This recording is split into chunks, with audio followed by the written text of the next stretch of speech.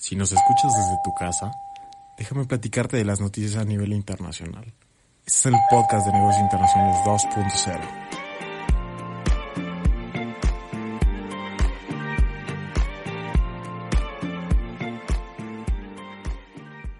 Yo soy Eduardo Mendoza y me acompaña Alfonso de Lao, analista internacional para Imagen Televisión.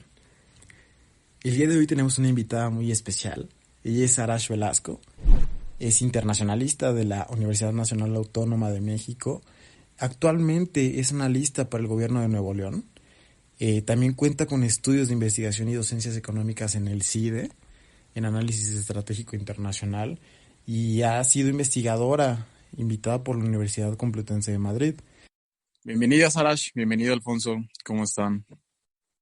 Hola, ¿qué tal, Eduardo, Alfonso? Es un gusto acompañarlos el día de hoy para discutir estos temas pues harto interesantes para la comunidad de internacionalistas. Yo estoy muy bien, muy emocionada y bueno, pues gracias por la invitación. Hola otra vez a todos. La verdad estoy bastante contento y satisfecho por estar aquí. La verdad que el panorama internacional afortunadamente nos ha dado temas toda la semana para estar aquí opinando. Entonces hay dos temas ahí bastante interesantes que se están cocinando en el orbe internacional. Entonces pues hay que empezar. Alfonso, Arash, no me dejarán mentir que hemos tenido una de las semanas más estresantes de este 2020. Y justamente al día de hoy, pues, ¿qué les puedo compartir? Las cifras y los datos que tenemos aquí en México son pues algo alarmantes, ¿no? Precisamente hoy el Fondo Monetario Internacional trae una tasa en la cual pues el resto del 2020 vamos a caer en un 6.6% como país, y pues a nivel mundial se estima que un 3% va a ser por ahí el pronóstico que tenemos para este 2020. Adicional a ello, pues tanto los temas que son de salud como los temas que son también de económicos, ¿no? Son dos factores que influyen mucho. Y para iniciar esta semana, tenemos por ahí el tema de la OPEP que nos va a comentar Sara más adelante. Sin duda, Eduardo, la verdad, los escenarios internacionales que se viven hoy en día van a marcar la pauta para los futuros escenarios, ¿no? Entonces es interesante tratar de comprender qué está pasando y por qué está pasando. El más reciente que vimos este fin de semana fue el tema del OPEP, ¿no? Y no es un tema que sea nuevo, sino es un tema que ya viene de incluso desde el 2016 por ahí que hubo una sobreproducción del crudo y vinieron ahí distintas negociaciones para intentar bajarla y por eso igual hoy en día pues tenemos ese fenómeno, ¿no? Algo interesante es que pues tenemos el tema de la pandemia, entonces la pandemia pues también ha hecho que diferentes medios o formas, en este caso como el comercio, la economía, como rutas comerciales, transporte marítimo, vehículos, etcétera, etcétera, etcétera, y la vida diaria de las personas pues deje de ocupar el combustible, ¿no? También teniendo en cuenta que China pues es el hub de maquila número 1 a nivel internacional, pues también se ve parada en parte de su economía y esto ha traído justamente reducciones en el tema del petróleo. Aquí lo interesante es que durante este escenario coyuntural, pues teníamos a Rusia y Arabia Saudita que se habían sentado para tratar de negociar justamente bajar la producción que había, ¿no? Para empezar ahí con el tema de los precios. Nunca se pusieron de acuerdo en esa reunión, inclusive aumentaron la producción y pues tuvimos una sobreoferta del petróleo o del crudo en este caso, y pues ahora estamos viendo los estragos, ¿no? Se volvió a convocar a otra reunión en donde ya estuvo presente México y otros países de los principales productores de crudo, y pues en este escenario internacional es en el que estamos viviendo actualmente. Es curioso ver cómo en pleno 2020 tenemos movimientos así de drásticos, ¿no? El año pasado comentamos por ahí en la primera edición de la guerra comercial de Estados Unidos con China, y actualmente pues vemos ya una guerra, un movimiento bastante fuerte, ¿no? En cuanto a los temas que mencionas del petróleo, tanto pues Arabia Saudita como Rusia, Estados Unidos, incluso México. Ahí también tenemos que el presidente Donald Trump, muy agradecido con Andrés Manuel López Obrador, lo llegó a llamar como amigo, ¿no? El día de ayer. Entonces, realmente, y me gustaría ver qué piensas, Arash, de todo este tema. Bueno, a mí me gustaría empezar con dos cosas. La primera es que es muy importante establecer las variables bajo las cuales vamos a analizar este tema. A final de cuentas, en un mundo tan globalizado, esta cuestión de la OP, pues ya no se puede separar tanto de la cuestión sanitaria. Eso por un lado. Y bueno, por otro, también enfocarnos en distintos aspectos, porque este es un tema que impacta a México e impacta a regiones muy específicas de los países que conforman y que no conforman esta organización. Hay que analizar las alianzas que hay en el marco de esta coyuntura. Me parece también importante mencionar que, como lo dijo Alfonso, pues esta no es la primera crisis que se presenta en las negociaciones en cuestiones de esta producción del bombeo que se le llama, y que México vino a ser como el sujeto del escándalo.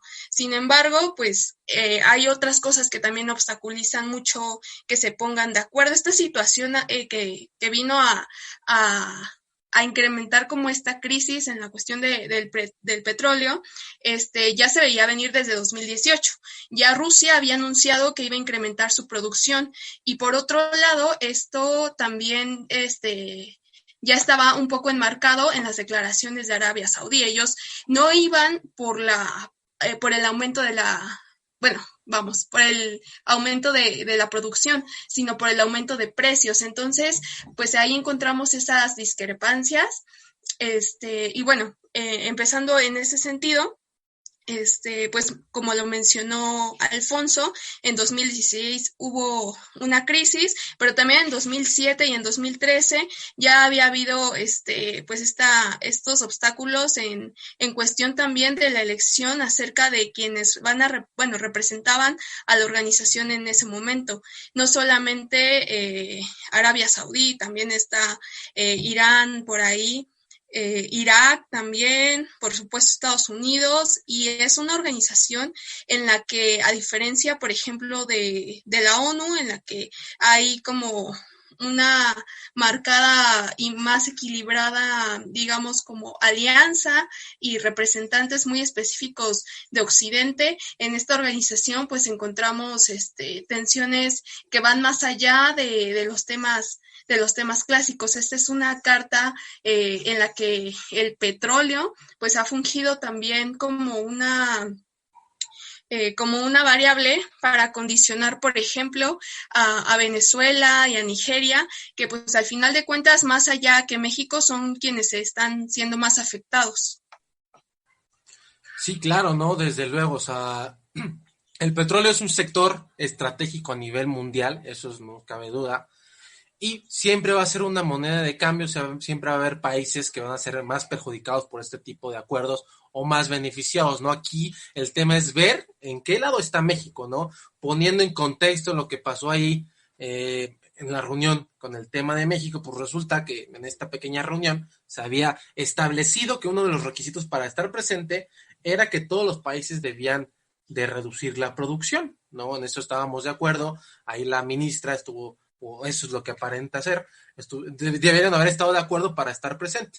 Lo que se le critica a la misma es el hecho de haber dejado la mesa así como así, inclusive por ahí hay declaraciones que dicen que pues 2 horas se trató los temas, 5 horas habló de México porque no se ponían de acuerdo, se salió de la mesa. También hay que recordar la importancia que tiene el crudo para México hoy en día, y no es que desde 1979, 73, ahí con la crisis del petróleo, pues ya habíamos dejado de ser tan dependientes al mismo, pero con esta nueva administración se le ha puesto el suficiente foco de atención para ser uno de los principales desarrolladores del país, ¿no? Y es que 17 centavos de cada peso que planea gastar o planeaba gastar el gobierno federal, pues vienen directamente desde el tema del petróleo, ¿no? Y pues para que pase esto, pues obviamente tienen que pasar 2 cosas, que es que el petróleo tenga un precio mínimo y que haya un mínimo de producción, ¿no? Teniendo hoy en día que tenemos una sobreoferta. Por eso la importancia o la postura de la ministra ante el hecho de tener que reducir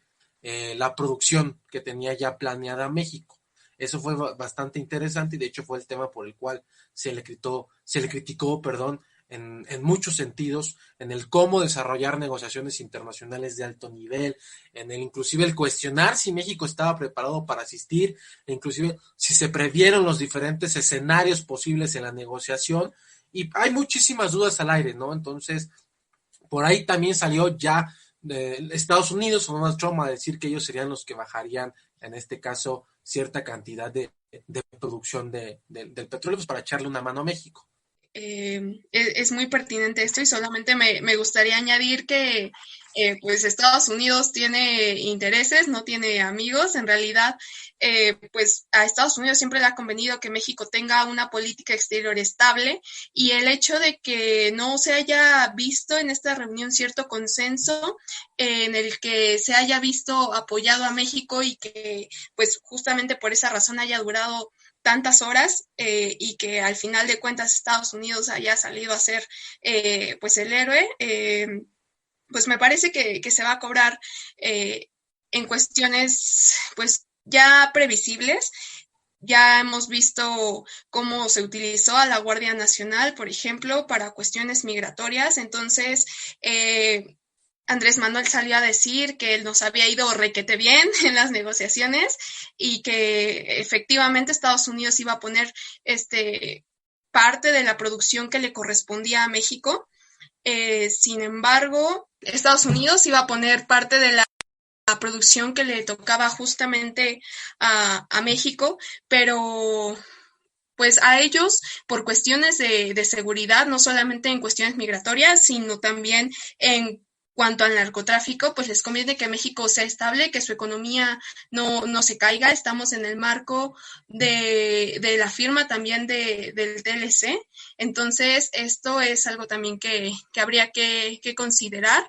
México supo jugar muy bien la política en esta negociación. Al final de cuentas, las formas distintas, pero han sido distintas, pero pues el interés nacional, y no solamente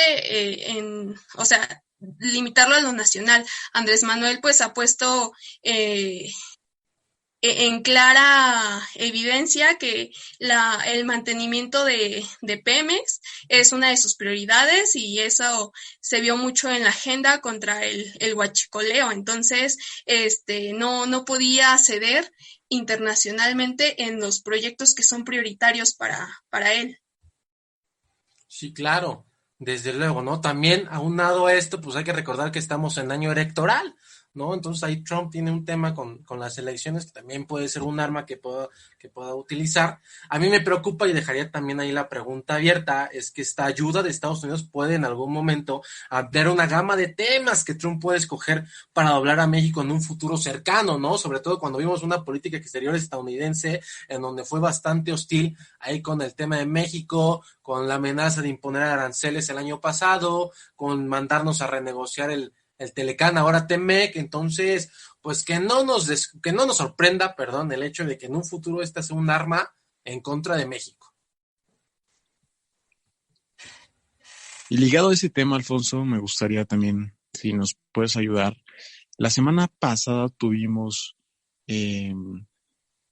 pues se bajó de la contienda electoral el candidato Bernie Sanders en Estados Unidos. También, ¿cómo puedes verlo? ¿Cuál es tu panorama acerca de ello? La primera lectura es algo que ya se veía, ¿no? Hay que recordar que cuando inician la campaña, los demócratas pues tenían 20 y tantos, 30 y tantos candidatos, que al final del día pues eran 20 y tantas y 30 y tantas agendas distintas, y que no se ponían de acuerdo para realmente tener un candidato sólido, ¿no? Trump seguía avanzando, seguía cumpliendo promesas de campaña con su Keep America Great Again, eso sí es cierto, y al final del día pues ahí tenían un proyecto bastante interesante, un puñado de estos candidatos, entre ellos Bernie Sanders, Joe Biden, Elizabeth Warren, empiezan a desertar, y pues tenemos que nada más quedan dos en la contienda, que son Bernie Sanders y son Joe Biden. Por un lado, Bernie Sanders traía una idea bastante interesante, muy progresista, pero también hay que recordar que pues era un extremo bastante intenso, ¿no? Un extremo o el personaje estaba abiertamente, ¿no? Esto habla de los extremos que existen hoy en Estados Unidos, un Trump de ultraderecha y un Bernie Sanders de izquierda radical o socialista en este caso, por el cual pues las fracciones del Partido Demócrata pues vieron imposible ganarle a Trump, ¿no? Sobre todo cuando